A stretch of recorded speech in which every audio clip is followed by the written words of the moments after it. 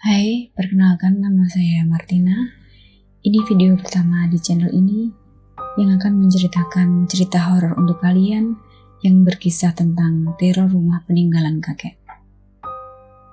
Halo semua, nama aku Andi dan ini kisahku. Semua ini berawal ketika kakek aku meninggal dan rumahnya sekarang kosong karena anak-anaknya gak ada yang mau nempatin. Tahu rumah kakek itu dikelilingi sama rumah anak-anaknya yang jumlah anaknya ada 8. Jadi meskipun rumahnya kosong gak sepi dan tetap dibersihin sama anak-anaknya. Aku sebagai salah satu cucunya suka disuruh nempatin rumah itu kalau siang. Gantian sama semua cucu kakek yang ada 20 orang dan punya jadwal buat gantian nempatin rumah itu kalau siang doang, karena kalau malam gak ada yang berani. Kakek suka ngobatin orang yang kerasukan lah, ketemperan lah, sampai kakek juga suka dipanggil buat membersihin rumah yang banyak penghuninya. Nah, kalau abis ngebersihin orang atau rumah, anehnya kakek pasti bawa pulang itu hantu. Mau jenisnya kayak gimana pun pasti dibawa pulang. Kata bapak aku, kakek sengaja bawa pulang itu hantu biar gak bisa balik lagi atau menggangguin orang lagi. Dan mereka juga di sini nggak bisa keluar dari rumah ini meskipun injek teras rumah anak-anaknya. Karena hantu-hantu itu udah diikat sama sosok berwujud menir tua, berjenggot dan dengan tubuh yang gagah dan pakaian yang rapih yang disebut dengan tangan kanannya kakak aku. Rumah ini dan langit-langitnya tinggi banget dan meskipun banyak jendela di rumah ini, kalau siang pasti gelap dan juga lembab. Nah, malamnya aku habis kuliah, terus aku lanjut nongkrong sama teman-teman aku, dan aku nggak sadar kalau udah jam 12 malam. Di situ aku buru-buru pulang sambil deg-degan, takut dimarahin. Wah, bisa-bisa dikunciin dari kamar sama bapak nih, gara-gara pulang kemalaman, sambil ngebut nggak karuan. Dan bener aja sesampainya aku di rumah, aku udah dikunciin dari kamar. Mana ngetuk rumah saudara gak ada yang bukain lagi. Kayaknya jalan terakhir cuma tidur di rumah kakek deh. Tapi aku takut kalau sendirian. Setelah dipikir-pikir, daripada tidur di kamar, mending tidur di rumah kakek. BTW rumah kakek gak pernah dikunci dari luar dan gak bakal ada maling masuk karena rumah kakek udah terkenal angker banget. Akhirnya aku memutuskan tidur di ruang depan. Jadi kalau misalkan hantu-hantu itu ganggu, aku bakal gampang buat kabur. Belum duduk aja udah ada yang liatin dari kamar tamu. Tapi aku berusaha buat nyuekin semua gangguan itu. Hingga akhirnya pas lagi tidur, aku kebangun sama suara panci jatuh dari arah dapur keras banget. Pas kebangun, baru setengah sadar aku lihat kepala yang tadi siang terbang dari arah dapur masuk ke kamar tamu. Ya, aku sih nggak takut, cuman biasa aja dan lanjutin tidur. Nah, sekarang posisi tidur aku ganti jadi menghadap ke dudukan kursi baru dan baru aja setengah tidur. Kayak air netes masuk ke kuping dan mana bau amis lagi. Padahal malam itu nggak hujan sama sekali. Dan akhirnya aku bangun dan duduk tanpa buka mata. Takut ada hantu aneh di dekatku. Aku tidur dan pindah kursi ke yang sebelahnya. Nah, di situ aku lumayan lama tidurnya. Sampai setengah jam ke azan subuh, aku dibangun lagi dan kini yang ngebangunin aku itu sosok pocong yang wajahnya itu udah busuk sama bau banget. Pocong itu duduk di dadaku, sumpah itu ngap banget, gak bisa nafas. Sampai akhirnya aku bergerak terus lari ke kamar. Nah, di kamar aman tuh karena mereka gak bisa ngikut. Di situ aku nungguin azan subuh, siapa tahu bapakku mau ngebukain pintu. Pas lagi nungguin azan, di rumah kakek berisik banget. Mereka mancing-mancing aku buat masuk, malah ada yang terus ngetawain aku jelek lah, jamit lah, jomblo lah. Apalagi mereka ngintipin terus dan dari jendela. Dan wah, itu 30 menit yang kerasa lama banget. Nah, akhirnya azan subuh berkumandang. Aku seneng banget di situ dan bapak aku akhirnya bukain pintu keluar kamar buat pergi ke masjid. Nah, mampus kamu, makanya jangan suka pulang malam digangguin hantu kan. Kamu gak bisa tidur, kata bapak dengan wajah ngecek. Lah pak, kan habis kuliah malam, kok dikunciin? Alah, alasan aja kamu. Kamu kira bapak gak tahu kalau kamu habis nongkrong sama teman-teman kamu? Sana masuk badan kamu bau setan. Si babak ketawa sambil jalan ke masjid. Nah, setelah itu aku masuk ke rumah dan emak aku malah marah-marah lagi kayak si bapak. Sudah aku kenyang, dengerin ngomel-ngomel emak, aku mandi karena badanku udah bau amis kayak bau setan. Habis itu aku langsung sholat subuh dan tidur nyenyak tanpa ada gangguan dari hantu-hantu jahil itu. Setelah 40 hari kakek aku meninggal, hari-hari aku aman-aman aja di rumah, gak ada gangguan sedikit pun. Paling gangguan dari emak aku yang setiap pagi suka ngoceh. Nah, di minggu selanjutnya, udah giliran aku lagi nih buat ngisi rumah. Tapi sekarang giliran sama si Anton dan si Doni. Si Doni ini meskipun anak laki, tapi dia cucu kakek yang paling penakut. Nah, kalau jaga rumah kakek, pasti kan digangguin sama makhluk goib yang pada jahil itu. Makanya si Doni ini kalau habis jaga rumah kakek suka sampai sakit karena digangguin. Jadi kalau lagi giliran nempatin rumah kakek, dia suka dibarengin sama si Anton, cucu kakek yang paling tua. Dan ilmunya tentang persitanan sudah melebihi ilmu cucu-cucunya kakek yang lain. Jadi Bang Anton bisa meminimalisir gangguan ke Doni. Pagi itu karena ini giliran kita bertiga cowok, jadinya yang ngeberesin rumah kakek, mamahnya Siti sama mamah aku. Karena kita bertiga gak tahu mau ngapain. Akhirnya kita main PS bareng di ruang tengah deket kamar yang dulunya kamar kakek. Aku inget banget tuh, saat itu kita kasihkan main PS dan kita bertiga gak sadar kalau kita udah main PS harian. Udah adzan duhur tuh. Gantian sholatnya Gih, di kamar kakek aja biar cepet, kata Bang Anton. Sana abang duluan aja Gih, kata si Doni. Nantilah Don, nanggung nih sama kamu duluan Nandi, kata Bang Anton sambil terus main PS. Ya udah deh bang, aku duluan aja ya sholatnya. Yakin tapi nggak apa-apa sholat di kamar kakek. Aku takut soalnya. Aku masih ragu sholat di kamar kakek. Nggak apa-apa, kita berdua di sini nggak bakal kemana-mana, tenang aja, kata si Doni. Setelah wudhu, aku masuk ke kamar kakek buat sholat duhur. Nah, pas masuk ke kamar kakek, udara di kamar kakek tuh sejuk banget dan sunyi. Malahan suara Bang Anton sama si Doni aja nggak kedengeran. Pas udah sholatku tuh tiba-tiba refleks nengok dan melihat bayangan putih nembus tembok ke arah dimana Bang Anton sama Doni lagi main PS.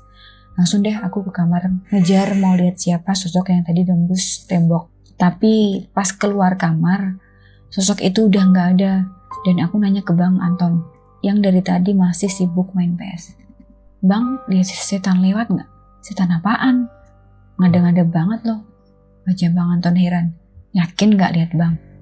Yakin ada setan tadi, tapi dari tadi kita gak lihat setan Bang Andi, sambung Doni sambil lirik kanan kiri. Oh ya udah deh.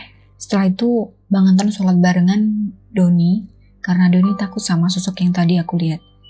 Nah karena kebetulan sorenya itu mau ada acara 40 harinya kakek meninggal, jadi mamahnya Anton nyuruh kita bertiga buat mindahin kursi di ruang tamu ke kamar tamu dan gelar tikar. Pas mau mindahin kursi di ruang tamu, aku sama Bang Anton lihat sepotong tangan yang kulitnya ngelopek seperti habis kebakar dan kukunya juga panjang banget ada di bawah kursi.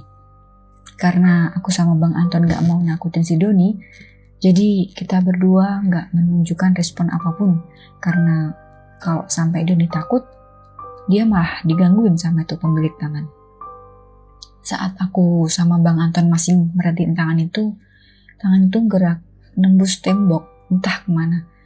Pas Doni yang lagi masukin kursi ke kamar tamu, kedengeran banyak orang berlarian di arah dapur.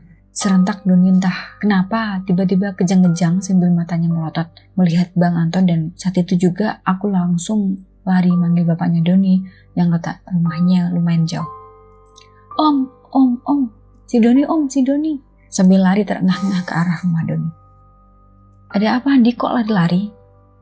Doni, kenapa? Ngomong yang benar. Om Bayu, bapak si Doni, keluar dari rumah. Itu si Doni om. Wah, si Doni kejang-kejang om. Bicara dengan napas yang masih terengah-engah. Kejang-kejang kenapa, Di? Om Bayu mulai berlari ke arah rumah kakek. Gak tahu, Om. Sampainya ke rumah kakek, Om Bayu langsung baca-baca. Katanya si Doni digangguin sama hantu. Setelah Doni mulai terlepas dari itu hantu, dia langsung pingsan. Diangkat dan ditidurkan di atas. Saat Doni udah mulai sadar, aku langsung nanyain kenapa tadi dia kejang. Doni, kamu tadi kenapa? Tiba-tiba kejang-kejang. Kejang-kejang? Baca Doni bingung. Iya, kamu tadi kejang-kejang. Kenapa? Tadi pas aku mau masukin kursi ke kamar, aku lihat cewek pakai baju putih. Rambutnya panjang, duduk di atas lemari, terus dia natap mata aku. Habis itu udah deh, gak ingat apa-apa lagi. Karena aku, Bang Anton dan Om Bayu gak tega lihat Doni yang lemah lesu. Akhirnya kita mau bawa pulang ke rumahnya. Saat kita akan memapang Doni ke kamar, tiba-tiba ada suara ketawa dari arah kamar tamu. Doni, kamu mau kemana? Suara tertawa itu semakin kencang. Saat mendengar suara itu, Bang Anton lari ke kamar tamu dan di situ muka Bang Anton kumat kamit baca ayat Al-Quran. Saat Bang Anton membaca bacaan Quran, terdengar suara gemuruh dari dalam kamar itu dan hilang seketika. Om Bayu langsung memapang Doni pulang ke rumahnya karena takut terjadi apa-apa lagi. Sedangkan kita berdua tetap di rumah kakek untuk memindahkan kursi-kursi dan menggelar tikar. Saat sudah menggelar tikar dan mau ke kamar rumah, aku ngerasa ada yang terus ngeliatin dari langit-langit di rumah. Aku penasaran dan coba melirik buat lihat siapa yang tadi ngeliatin aku. Belum nengok aja udah kelihatan kalau ada hantu.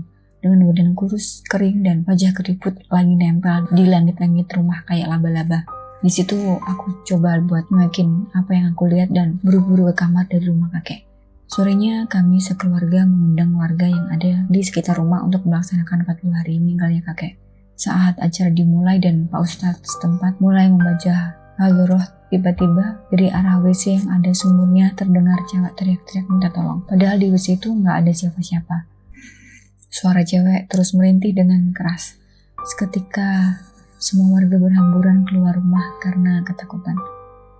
Di situ Bapak sama Om Bayu pergi ke WC dan ternyata sumber suara itu terdengar dari dalam sumur. Entah apa yang dilakukan Bapak sama Om Bayu, tapi suara itu perlahan menghilang.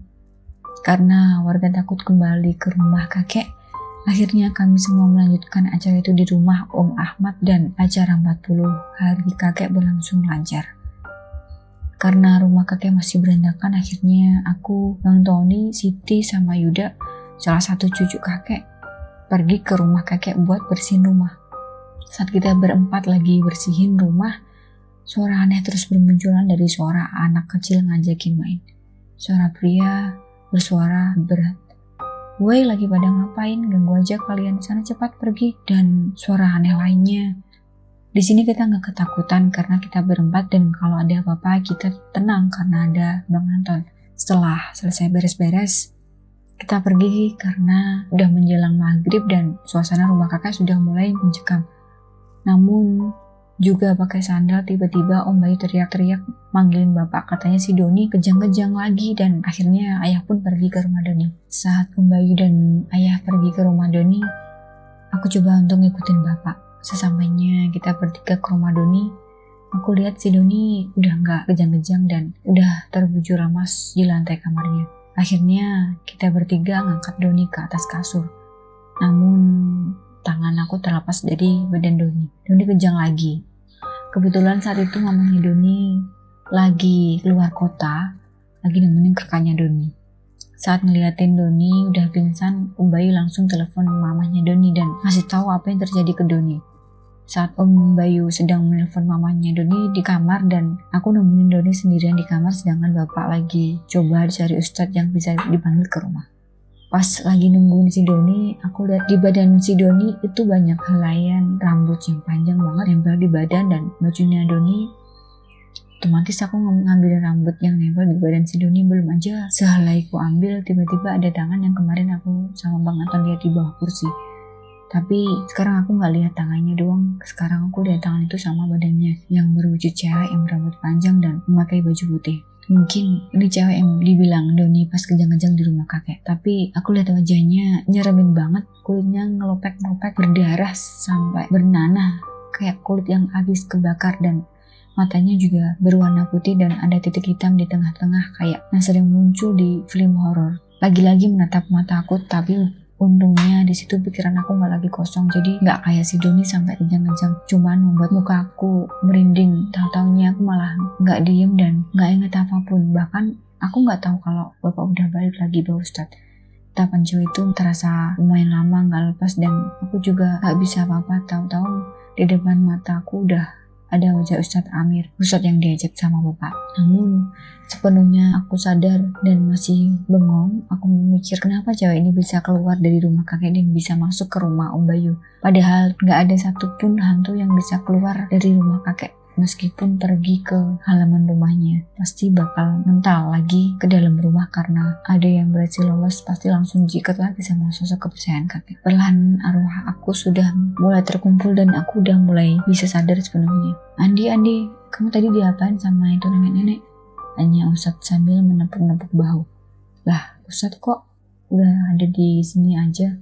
Nenek Ustadz, tadi aku nggak lihat nenek, aku lihatnya cewek di depan aku terus natap mata aku sampai aku nggak bisa gerak. Dari tadi udah di sini. Wah, jadi nenek itu memperlihatkan wujud wanita ke kamu, Andi. Tangan Ustadz memegang dagu. Iya Ustadz, sebenarnya siapa sih cewek itu? Apa dia salah satu hantu yang suka kakek bawa pulang ke rumah? Bukan Andi, sepertinya dia bukan salah satu milik kakek. Kalau mungkin itu salah satu dari milik kakek, mana mungkin dia bisa ikut keluar dan udah ada tangan kanannya kakek. Malam itu di rumah Doni terasa sunyi banget karena biasanya suka banyak terdengar suara jangkrik atau hewan lain. Tapi malam ini tidak ada satupun hewan yang bersuara.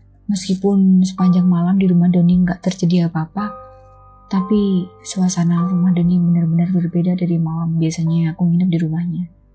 Malam itu suhu udara dingin banget, suasana mencekam dan bulu kuduk merinding semalaman. Sampai-sampai kita semua yang ada di rumah Doni nggak bisa tidur sampai subuh. Sekitar jam 7, Bayu sama Tante Ira datang. Sedangkan kakaknya Doni nggak ikut karena masih banyak urusan. Tiba-tiba Doni yang lagi main game di HP kembali kejang-kejang dan serentak juga terdengar suara benda besar jatuh menimpa atap rumah. Kini si Doni kejang-kejang sampai mengeluarkan busa dari mulutnya. Anehnya sekarang si Doni kejang-kejang sambil ngomong berbeda dengan kejang-kejang yang sebelumnya pernah terjadi. Pergi nenek tua dari rumah ini, pergi sana, kata si Doni sambil terus menunjuk ayahnya, Om Bayu. Kamu jangan begitu, itu bapak lo sendiri woi. Karena mendengar perkataan Doni, bapak menyuruh agar Om Bayu keluar. Saat Om Bayu sudah keluar kamar, kejang-kejang Doni berhenti dan tidak pingsan. Melainkan si Doni langsung bangun sehat bugar. Don, tadi kamu kenapa? Kok ngomong nenek-nenek ke bapak lo sendiri?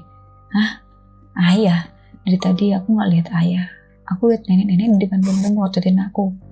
Doni dengan wajah bingungnya. Itu ayah nak, kamu kenapa? Kata Tante Ira sambil nangis memeluk Doni. Tapi Doni gak lihat ayah bu. Doni lihatnya nenek-nenek. Doni masih kebingungan, kami semua bingung kenapa. Doni melihat Om Bayu seperti nenek-nenek. Kami semua bisa melihat hantu, tapi kami nggak bisa melihat ada nenek-nenek di rumah Doni. Kami pun berpikir mungkin karena saat kejang-kejang Doni berhayal melihat nenek-nenek, jadi kami menganggap biasa aja. Namun anehnya setiap Om Bayu berdekatan dengan Doni, pasti ada aja Doni langsung kejang-kejang dan terus saja mengusir dan memanggil ayahnya nenek-nenek. Mungkin di sini ayah mulai mengerti kejadian apa yang sebenarnya terjadi yang tadi. Bayu, kayaknya kamu sama si Doni harus dipisahkan dulu deh. Jangan sampai ketemu. Tapi kenapa Indra? Aku kan gak ngapa-ngapain si Doni. Dipisahin dulu aja, kasihan kan ya Doni terus kejang-kejang. Takutnya nanti dia sakit karena kecapean. Tegas bapak aku.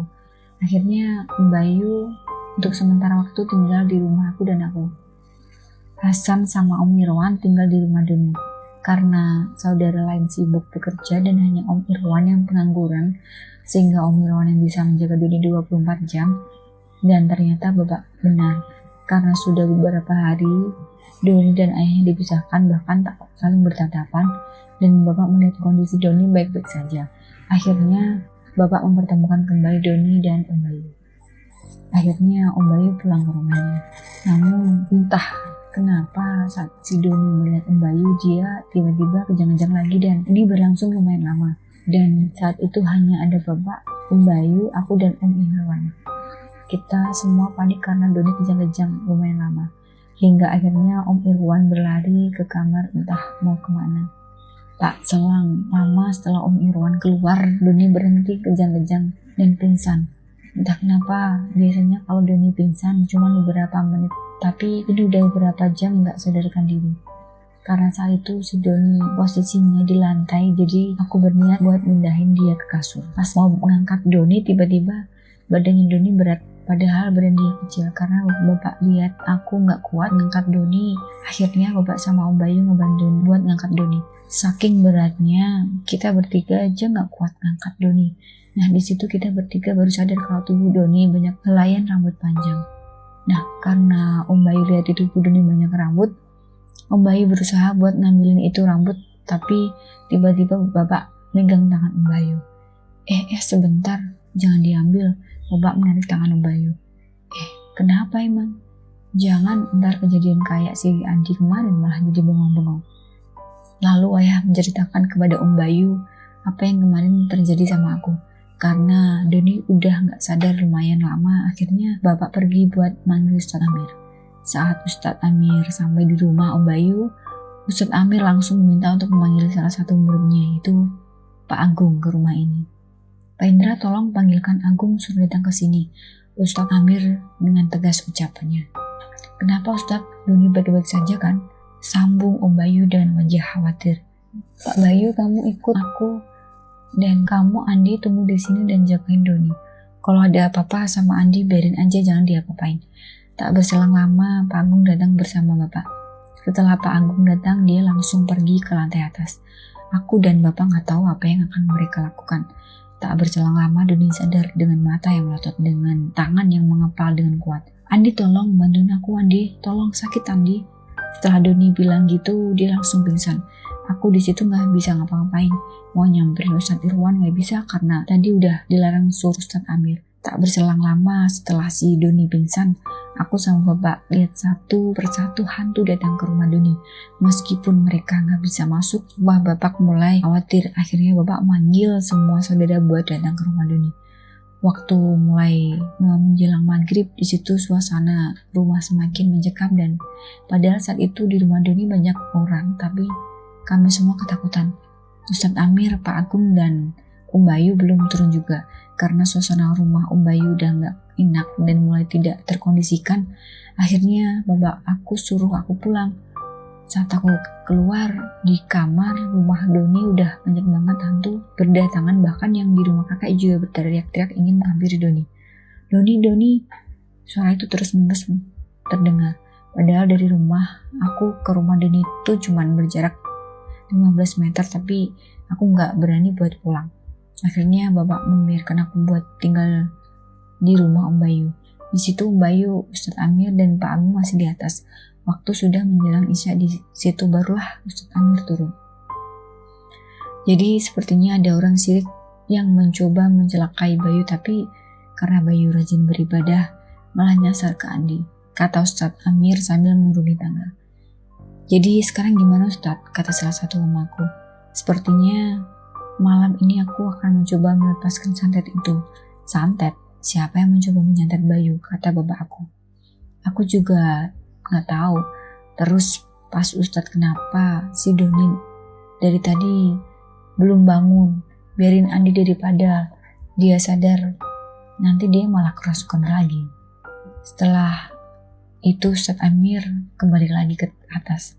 Entah kenapa suara gaduh terus-menerus terdengar dari arah kamar. Untungnya hantu udah gak bisa masuk karena tadi saat menunggu Pak Agung datang, Ustadz Amir pun sudah memasak pagar goib yang tidak bisa mereka lewati. Sepertinya Ustadz Amir sudah tahu akan terjadi hal seperti ini. Di tengah kegaduhan di kamar Doni tiba-tiba bangun dan langsung berlari ke kamar ke arah rumah kakek. Kami semua berusaha mengejar Doni, tapi Doni sudah berlanjut masuk ke kamar kakek. Saat Doni sudah masuk ke rumah kakek, Doni berteriak dengan kencang. Ayah, Setelah teriakan itu sudah tidak ada suara Doni lagi. Bayu yang mendengar teriakan itu langsung turun dan berlari kencang ke arah rumah kakek. Di situ kami semua melihat Doni sedang dipegangi oleh hantu-hantu yang ada di rumah kakek yang wujudnya ada yang genderuwo, bebek gombel, dan hantu yang wujudnya mengerikan. Di situ Doni sudah terbujur lemas saat dihampiri. Di situ Doni sudah tidak bernafas. Tante Ira datang dan langsung menangis melihat Doni yang sudah tiada. Di situ Ustadz Amir berkata, "Cepat bawa Doni ke kamar." "Cepat," Ustadz Amir tegas mengucap. Di situ aku, Bapak sama Om Bayu langsung membopong Doni. Hantu-hantu itu pun terus mengikuti kemana Doni pergi. Setibanya di rumah Doni, Ustadz Amir langsung meminta Doni dibawa ke kamarnya. Di situ Ustadz Amir dan Pak Agung menyusul masuk ke kamar dan memintanya kami bertiga keluar. Entah apa yang dilakukan Ustadz Amir, tapi suara gaduh masih saja terdengar dari arah kamar. Tak berselang lama Ustadz Amir berkata bahwa Doni tidak baik-baik saja. Jadi Pak Bayu, sepertinya nenek-nenek yang tadi sudah aku lepaskan dari Bapak marah dan mencoba mengganggu Doni. Lalu bagaimana Pak anakku? Bagaimana? Kata Om Bayu dengan wajah sangat khawatir. Doni arwahnya diambil oleh nenek-nenek itu. Tapi sepertinya kita bisa mengambil kembali Doni dari nenek-nenek itu. Setelah itu Ustadz Amir langsung meminta kami semua sekeluarga mengaji bersama untuk kebaikan. Saat kami semua sudah di rumah Om Bayu untuk mengaji, suasana rumah semakin mencekam, teriakan dari kamar semakin keras terdengar. Di situ Doni belum bernafas juga. Tante Ira terus saja menangisi Doni. Doni terbujur kaku seperti orang meninggal. Kami semua khawatir melihat kondisi Doni, sedangkan Ustadz Amir masih di atas bersama Om Bayu dan Pak Agung. Saat tengah mengaji terdengar suara teriakan dari lantai atas. Suara wanita terjerit di atas. Setelah teriakan tak terdengar teriakan lagi dan Doni bangun, namun pingsan lagi. Pak Ustadz pun turun. Sepertinya kita harus mencari sumber dari mana santet berasal. Nenek itu sudah terlepas dari Bayu, tapi Doni kini telah dibawa jauh oleh nenek-nenek itu. Semua berdoa meminta kepada Sang Maha Pencipta. Setelah mendengar perkataan itu, Tante Ira semakin histeris. Siapa yang melakukan ini kepada keluarga aku? Padahal kami merasa tidak memiliki musuh. Tante Ira yang terus-menerus menangis. Sabar Bu, ini semua cobaan untuk Ibu yang sabar. Om Bayu mencoba menenangkan Tante Ira. Aku belum tahu, tapi sepertinya keluarga dekat Ibu. Di situ Ustadz Amir langsung mengajak Om Bayu ke kamar Doni. Aku langsung, saking penasarannya aku sampai ngintip dan mendengar samar-samar apa yang mereka bicarakan. Bayu, aku sudah tahu kalau hantu yang mengirim santet itu berasal dari rumah kakekmu. Ah, kok bisa? Ustadz kan semua hantu di rumah kakak sudah diikat. Jadi sebenarnya hantu-hantu yang ada di rumah itu bisa dilepaskan asalkan yang minta melepaskan hantu itu keturunan kakek. Makanya tadi aku mengatakan kalau yang mengirim santet itu adalah saudara bapak. Tapi siapa dan kenapa saudara aku bisa melakukan perbuatan sejahat ini pada keluargaku? Mungkin karena kamu anak yang paling sukses dan berjaya di antara keluarga-keluargamu yang lain sehingga membuat saudaramu iri. Apakah mungkin dia, Pak Ustadz? Aku tidak tahu siapa tepatnya, namun nanti juga akan terlihat siapa yang mencoba memberi santet itu. Saat Doni kembali, nenek itu akan mengambil arwah tuanya yang meminta santet itu sebagai ganti karena tidak bisa berhasil mengambil Doni. Di situ aku masih mikir siapa yang tega menjelakai keluarga Doni. Setelah itu Ustadz Amir, Om Bayu, dan Bapak pergi ke rumah kakek. Entah apa yang akan mereka lakukan, aku juga nggak tahu. Tak lama mereka kembali lagi dan berkata bahkan bahwa tangan kanan kakek tahu di mana keberadaan nenek itu. Tangan kanan kakek juga diajak ke rumah Om Bayu untuk membantu menyelamatkan Doni. Di situ aku terkagum-kagum melihat wujud tangan kanannya kakek karena baru kali ini aku lihat wujudnya secara menyeluruh. Dia terlihat sangat berwibawa dan tegas, tatapan matanya sangat tajam. Pantas saja tidak ada yang berani pergi dari rumah kakek yang mengikatnya saja wujudnya seperti ini. Dalam hati aku berbisik. Di situ kita semua sekeluarga berkumpul. Saat Pak Ustadz Amir mulai membaca doa, suara gaduh mulai terdengar lagi dari arah kamar dan Kini wujud nenek-nenek itu datang masuk ke rumah entah dari arah mana dan terus berusaha mencakar-cakar Ustadz Amir dengan kukunya yang panjang hingga tangan kanan kakek membantu menjaga Ustadz Amir. Namun nenek itu sudah tidak takut lagi kepada tangan kanan kakek karena sekarang nenek-nenek itu sudah tidak terikat lagi dengan sosok tangan kanan kakek. Sehingga wajah Ustadz Amir terkena cakaran nenek tua itu. Karena sekeluarga terus memanjatkan doa hingga akhirnya Doni kembali kejang-kejang. Di situ kami sedang sekaligus khawatir dengan kondisi Doni. Tak berselang lama setelah Doni kembali, nenek-nenek itu langsung pergi. Kukira gangguan itu berakhir, namun ternyata tidak. Kini Om Irwan yang malah diganggu. Om Irwan kerasukan terus-menerus dengan sosok yang bergantian. Saat Ustadz khawatirkan satu sosok yang lain malah masuk bergantian. Kami pun kasihan melihat Om Irwan seperti itu wajahnya. Sekarang sudah pucat pasi karena kelelahan sehingga akhirnya dengan sekuat tenaga Ustadz Amir Om Irwan berhenti dimasuki oleh hantu-hantu itu. Namun tak lama kini nenek-nenek itu yang malah memasuki tubuh Om Irwan dan berkata, "Mengapa kau, orang sialan? Kamu telah menyakiti anak buahku," sambil menunjuk wajah Ustadz Amir. "Pergi kau iblis sialan, nyahlah dari sini. Kamu telah menyakiti orang lain. Aku melakukan hal seperti ini karena disuruh oleh manusia seperti kalian. Kalau begitu pergilah dari sini cepat. Kalau tidak, aku akan menyakitimu. Kamu tidak akan bisa mengusir aku. Kalau kamu mencoba mengeluarkan aku dari tubuh ini, maka arwah orang ini juga akan ikut terambil bersamaku." Wajah Om Irwan sinis. Setelah itu Om Irwan terus mengatakan hal aneh. Bahkan dia hampir mencelakai dirinya sendiri dengan mencoba menusukkan pisau ke perutnya. Karena melihat tingkah Om Irwan, Pak Ustadz Amir dan Bapak mengikat Om Irwan di kursi agar tidak melakukan hal berbahaya lainnya. Namun tak berselang lama Ustadz Amir tiba-tiba pingsan, mungkin karena kelelahan sehari mengobati Doni dan Om Bayu. Ustadz Amir dan Pak Agung pun akhirnya dibiarkan istirahat, sedangkan kami bergantian mengaji di dekat Om Irwan agar nenek itu tidak bisa mencelakai Om Irwan. Hingga saat subuh datang, Pak Agung dan Ustadz Amir telah bangun. Mereka langsung menidurkan Om Irwan di lantai. Semalam saat aku sudah sadar, aku mengobrol dengan tangan kanan kakek bagaimana cara agar nenek itu bisa pergi dari sini. "Lalu bagaimana Ustadz, apakah sudah ada jalan?" kata Bapak ke Ustadz Amir. "Jadi aku akan dibantu oleh tangan kanan kakekmu untuk melepaskan nenek itu dan langsung mengikatnya kembali ke rumah kakekmu itu." Saat Om Irwan sudah dibaringkan, Om Irwan meminta air, lalu Ustadz Amir dibacakan doa. Saat air tersebut dicipratkan ke tubuh Om Irwan malah berteriak kesakitan. Setelah itu, sosok tangan kakek masuk ke tubuh Om Irwan, lalu keluar dan menarik tubuh nenek itu dari tubuh Om Irwan.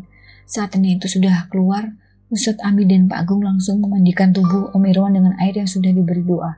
Sedangkan Bapak dan Om Bayu langsung pergi ke rumah kakek untuk bantu mengikatnya itu kembali. Tak lama setelah Om Irwan dimandikan, Om Irwan sadar, namun rupanya matanya kini sudah tidak berfungsi sebelah. Mungkin itu balasan dari apa yang telah dilakukan Om Irwan pada keluarga Doni. Doni dan Om Bayu pun baik-baik saja. Sedangkan sosok nenek itu kini sudah kembali diikat.